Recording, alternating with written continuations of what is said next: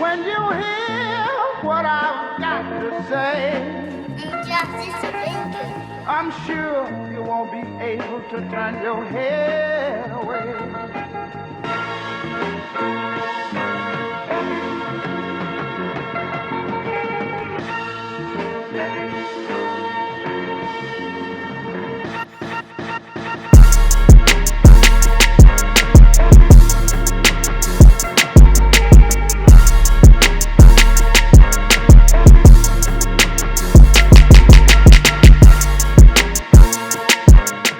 Okay, we back with another episode of The Concrete, episode 20. Thank y'all for tuning in and supporting, commenting, subscribing, and all those things. We back with another episode, man. This episode is something different, but it's actually relevant to what's going on. Bomb Kicks, new store in the area, sell wholesale sneakers. Like, that's just big right now. So I want y'all to introduce y'all to the CEO and the owner of Bomb Kicks, Tavaune Griffin. Thanks, bro, for coming on. You already know.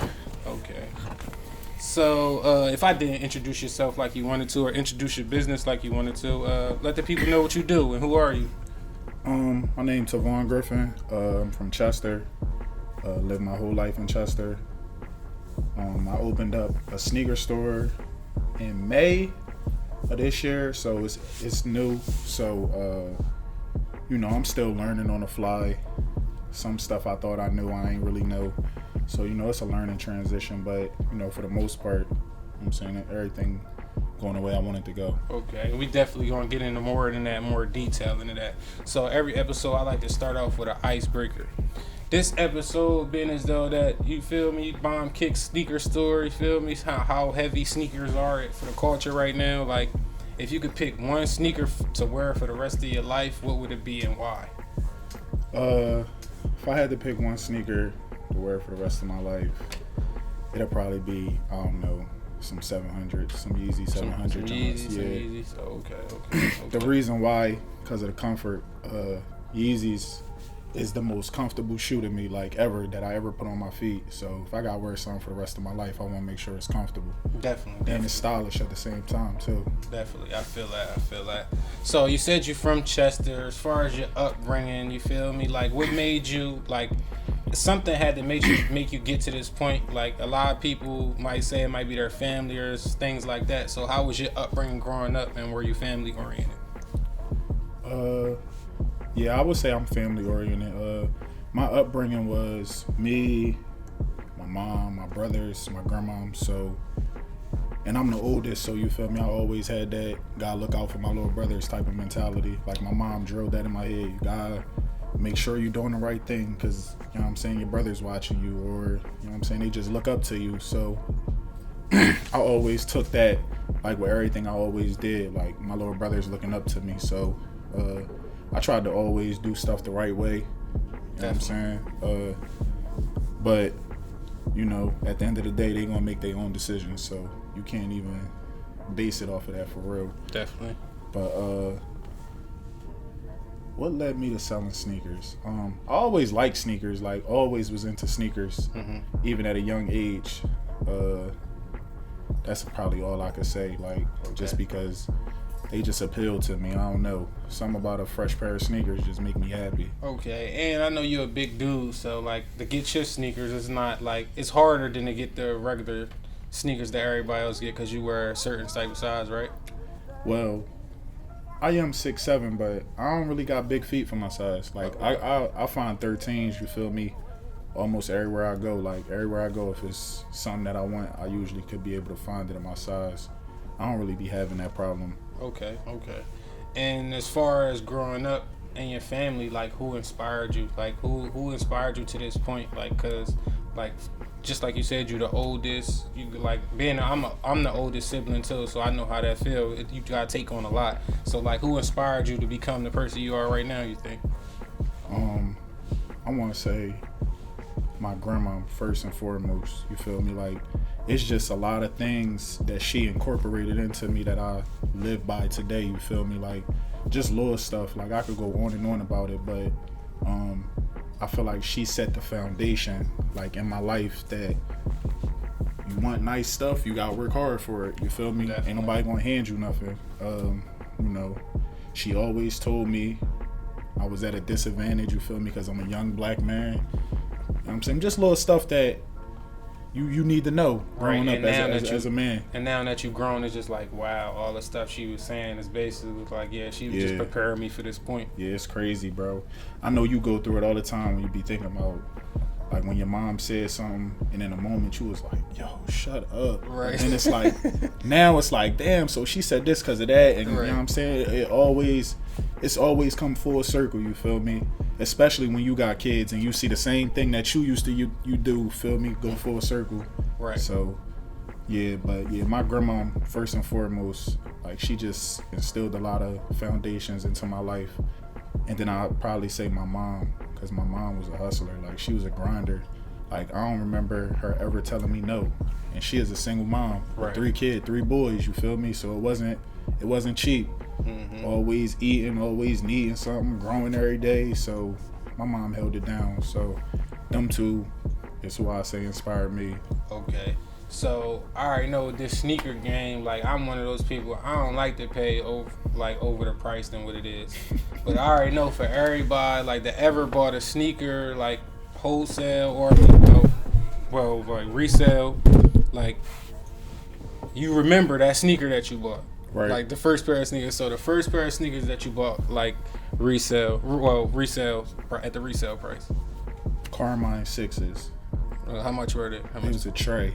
But this when I was in college, so you feel me? A tray was a tray. You feel me? That ain't a normal tray when you in college. Right. A tray like a stack in college. So I really went out my way to buy them Johns, man. I still got them Johns to this day too. Okay, so that was the first sneak that really got you in the game. You said. Okay. All right. As far as bomb kicks, let's get into that. So what made you, like, put bomb kicks out there? What put the batter in your back and made you want to give that type of service to the public? Because we actually don't have those type of sneaker resale places around here. And actually right now for the culture, like, that's something big that's going on. So what made you want to do it? So I always wanted to start my own business. Like, I'm the type of person, like, I like doing stuff my way. I'm saying I don't really like listening to people if I don't have to. But that inspired me to turn something that I do, you feel me, like, as something fun or as something extra on the side into money, you feel me? Right. Like, I've been on the sneakers app getting denied for years now, so it's like, why not get paid to do it, you feel me? In that aspect, if I'm gonna be spending money on sneakers anyway, if I'm spending thousands of dollars on sneakers anyway, why not sell thousands of dollars worth of sneakers too, you feel me? Right.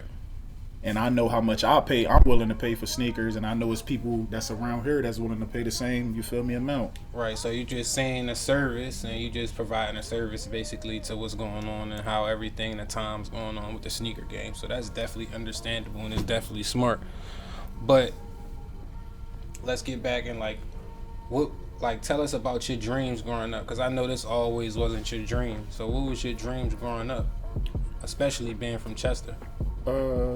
When I was younger, I used to want to be a lawyer because you feel me, I like to debate about stuff. Like, I don't know, that's my thing. I like proving people wrong. Something, I don't know, it's weird. But anyway, I wanted to be a lawyer till I was probably in 10th grade, and then I found out you had to do too much school, and then I was cool off of it.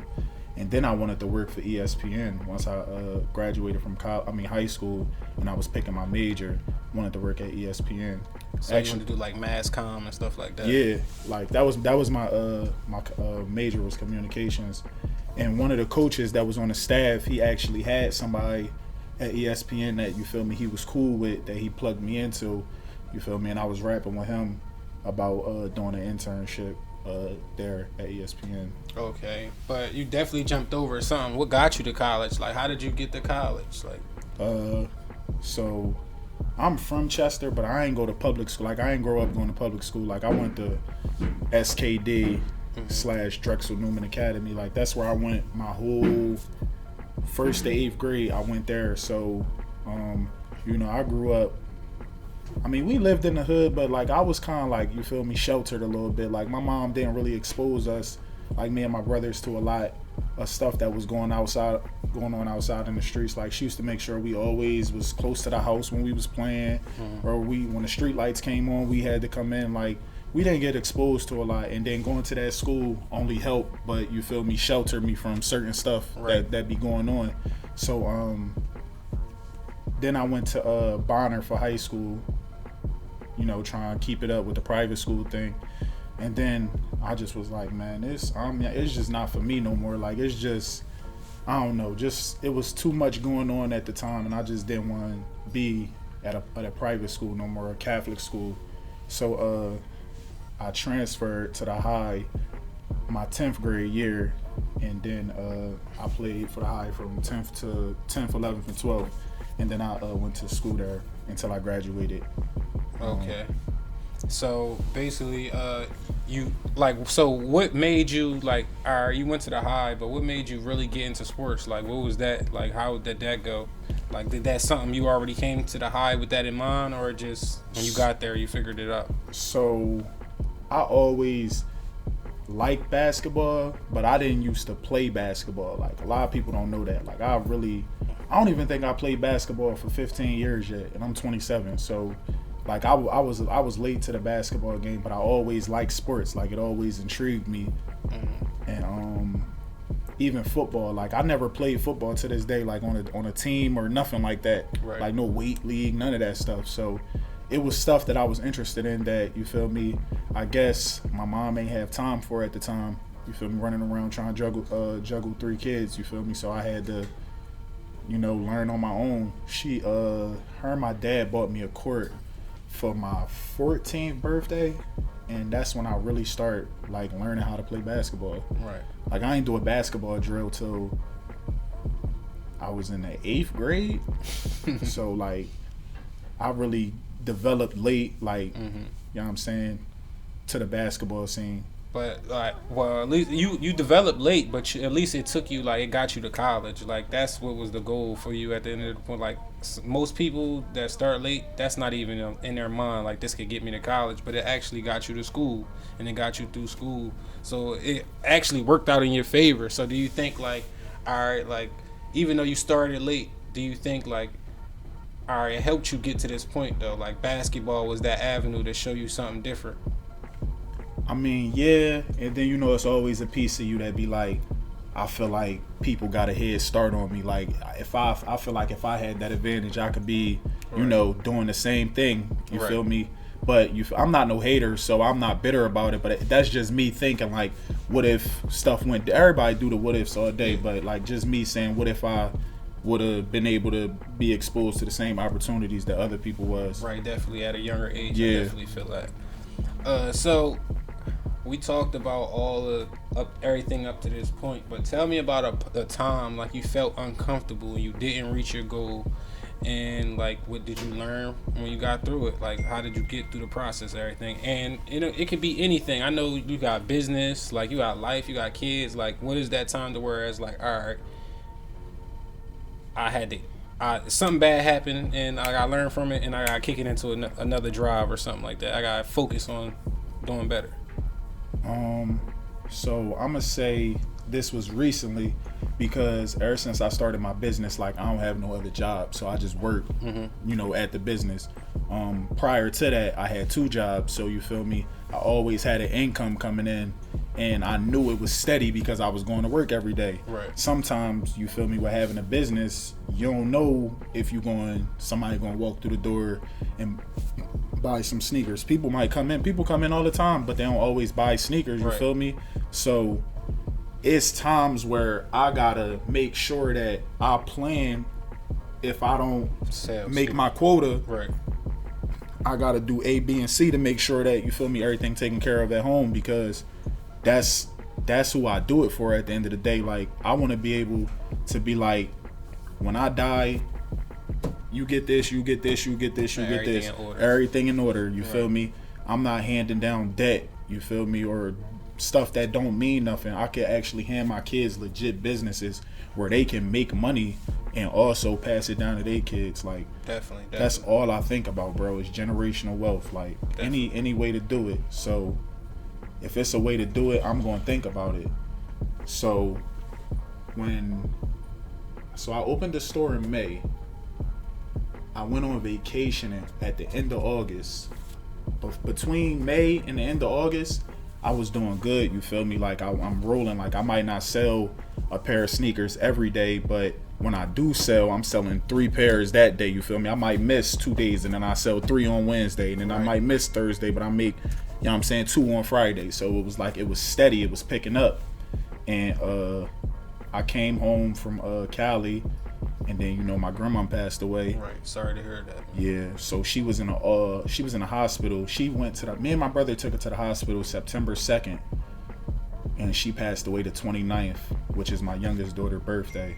So that's a double negative thing right there. Like, just crazy. But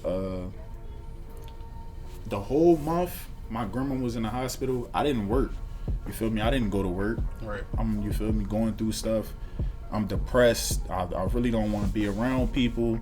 My mind racing because, you know, a piece of you know what it is, but then you got that piece of you that's optimistic and you want, you got to hold on to. Right. So after I let go of that optimism, you feel me? I fell into a rut, bro. Like, I wasn't working. I wasn't going to work. I wasn't thinking about going to work. Right. You know, but I'm just happy that I got a strong team. Like, I got people in my corner who genuinely care about me, and they got me back on my high horse. You feel me? Like, yo, you know what I'm saying? They looking at you, so it's time to step up. Right. And I feel like not just my kids, my brothers. Like, again, like, I'm all my brothers got. Right. So I gotta make sure that I'm setting an example not only for my children but for my brothers. Definitely. So you would say, like, through that time you basically learn how to just the process, like, it's ups and downs and everything, but at the end of the day, you know that you gotta be the person. You gotta be that person that's gonna lead y'all in the right direction right now. Absolutely, bro. Absolutely. So, all right, with this business thing, like, you got your ups and downs, but you also got that time where you just feel like, yo, I really made this happen. Mm-hmm. Like, when did you feel the most confident in your business? So, I ain't even gonna fraud, bro. So the first day, you feel me, I'm nervous. Like, I said a speech before I opened the cut the ribbon or whatever. I'm like, I don't know what to say. I don't know, you know what I'm saying, if I'm gonna be fidgety. It was just a ball of emotions, a ball of nerves. So after I actually opened the store and I seen how many people came through, like, that's, I don't know, it just meant the world to me, bro, to realize that it's that many people that care about me enough to come out and support me. Right. When they really didn't have to, you feel me? Right. And then it was people who not only, if they didn't buy a pair of sneakers, they bought a t-shirt. If they didn't buy a t-shirt, they just gave me money, you feel me? Right. Like, here, this towards, you know what I'm saying, whatever. Like, that's real love, bro. And to witness that, everybody don't get to witness that. People that genuinely care about you. And that just built your confidence up even more, you think, kind of like, just made you like, all right, I might be doing something right, even though this was a big risk. Like, but all right, stuff like that makes you like, this might be the right thing I'm doing. Yeah. And then, you feel me, like, after I checked the register after the day, I was like, damn, if I could do this once a month, I'd be up, you feel me? But I ain't had a day like that since. So maybe when a year anniversary pop up, I might do numbers like that. But that's how it is, though, with the businesses, the up and down, stuff like that. So what do you think is next for you and Bomb Kicks? Like, what do you think is next for you to take it to the next level? Or what's the next level? So I feel like, again, to retouch on the situation with my grandma, I feel like I had hit a wall. But now I feel like I'm over that wall. So it's like, now I'm thinking about, I need to get more sneakers in the store. That's number one thing I feel like I need to do. I need more inventory. I need more selections for people to be like, you know what I'm saying, bring them in the door.